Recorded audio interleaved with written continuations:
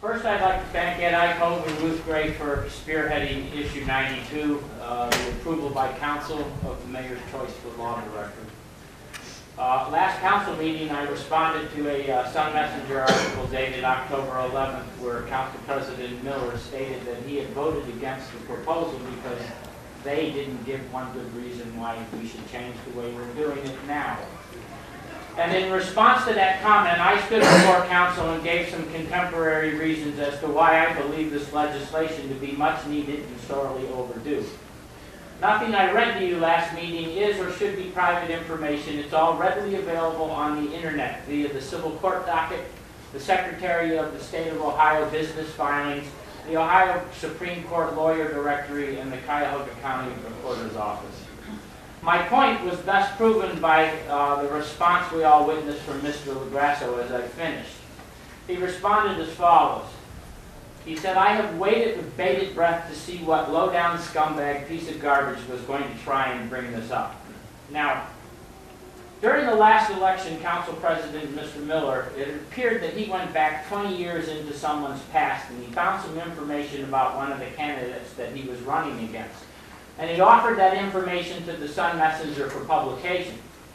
Now, if Mr. Miller were sharing that what he had found with the media because he was concerned for my safety, I would have had to thank him for such a commendable act.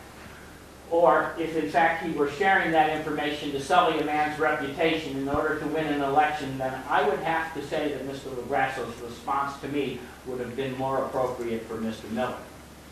I am not trying to take the law director's job, nor am I attempting to put this information in the Sun Messenger. I've brought this matter here to City Council chambers in response to the comment from Mr. Miller in the paper. The events are not 20 years old, and I consider at the very least 5 financial irregularities between January '09 and May of 2012 more recent than past history. Waiting with bated breath means to wait in so much suspense that one can hardly breathe. Wow. In my opinion, no one applying for or seeking public appointment should be waiting with bated breath about anything, including but not limited to their recent financial dealings. It's also my personal opinion that anyone seeking public appointment and or a position of public trust needs to be completely upfront and forthcoming with his or her past. The City of South Euclid and Council needs to fully vet these public hires, especially those where public contracts and financial dealings are present. The era of "if you help me win this election, I will give you a job" should be eliminated in South Euclid politics. Yesterday, I read the Plain Dealer article about our county council working on legislation concerning the hiring of contractors. These contractors are people who work on county roads, not sensitive legislation and million-dollar real estate deals. As originally proposed by County Executive Ed Fitzgerald, the legislation would allow the county to impose a 5-year ban on contractors who were convicted of a crime or were the target of a civil judgment in the last previous 5 years. Under the legislation, contractors would be banned for 5 years if convicted of fraud, violating a government ethics law, receiving stolen property, making false statements, and any other offense indicating a lack of business integrity. This January, the Council will be considering Mayor Wheeler's choice for law director, and this sounds like very timely legislation for the City of South Euclid too. Do we have in place any guidelines for this approval process? And if so, what are they?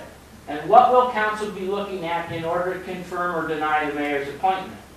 Now, I ask that question because Mr. Miller said Council gets its needed information from the law director. And Mr. Miller also said we do not need to micromanage. Now, at the end of my statement last meeting, Michael said that he didn't own any of those businesses and had no financial interest in any of them. And I've done some research and I found that yes, and I stand corrected, it's entirely possible to be the statutory agent in the incorporator and not be the owner of a business. But what I could not find out, which is also the case with some of these businesses, is if you could be the statutory agent, the incorporator, and when the state of Ohio files a judgment lien against the business and calls you the debtor, is it still possible that you have no financial interest in the company or are not the owner? In closing, I have one final question while I'm talking about the law director position. Is what was Mr. LaGrasso's part in this recent legal dispute between Judge Byers and the administration that required Michael to be represented by outside legal counsel? Ladies and gentlemen, thank you. As always, I do not stand before you without in hand what I speak of. If any of council would like to look at this, this was the package I promised you. You need only ask me. Thank you. Thank you, Mr. Fry. Just for completeness of the record, is that an extra copy that you have? That's the copy I... Yeah, I'm going to ask that if you would just, if you could just hand it to me. Sure, I'll give it to you. Thank you. And that way we'll have it as Sure. part of the records here. Thank you, Ed. My pleasure.